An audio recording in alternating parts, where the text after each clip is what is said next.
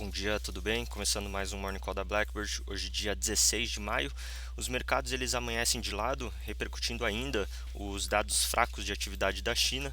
Na agenda de hoje, destaque para os dados de produção e vendas no varejo dos Estados Unidos, além também da reunião entre o presidente o Joe Biden com os líderes do Congresso para retomar as negociações sobre o impasse da dívida em relação ao teto, né, em relação à dívida americana.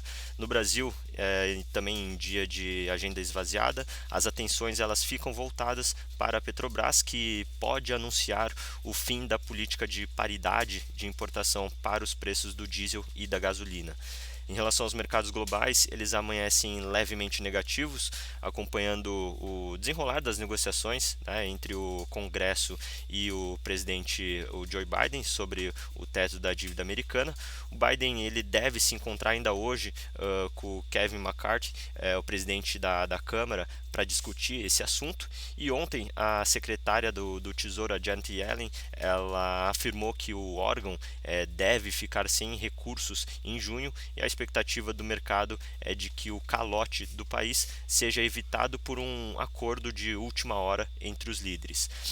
Na China, dados da produção industrial e de vendas no varejo vieram abaixo das expectativas e reforçaram com preocupações de que a recuperação do país está perdendo força. O Banco Central chinês ele anunciou nesta segunda-feira que decidiu manter a taxa de juros em 2,75%, mas a percepção dos mercados é de que dados econômicos mais fracos podem abrir caminhos para uma política monetária ainda menos restritiva. Em relação aos dados de atividade na China, né, que foi publicado ontem à noite, vieram abaixo do esperado pelo consenso. A produção industrial ela aumentou 5,6% em relação a abril do ano passado. O mercado ele estava com expectativa de 10,6% e registrou a maior variação anual desde setembro de 2022. E as vendas no varejo aumentaram em 18,4% em abril, em relação ao mês do ano anterior, e o consenso era em torno de 21%.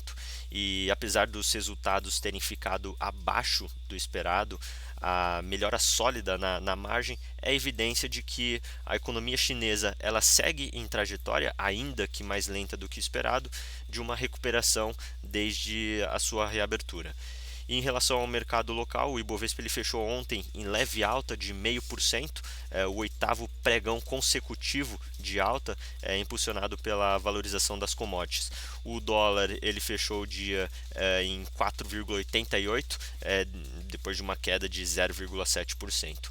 E as taxas futuras de juros elas fecharam em queda, principalmente nos vértices mais longos, e embora o texto sobre a proposta do novo arcabouço fiscal não tenha sido divulgado até o fechamento do mercado, o movimento baixista ele refletiu o otimismo do mercado em relação e também com o endurecimento da regra, o que favoreceu o fechamento da curva.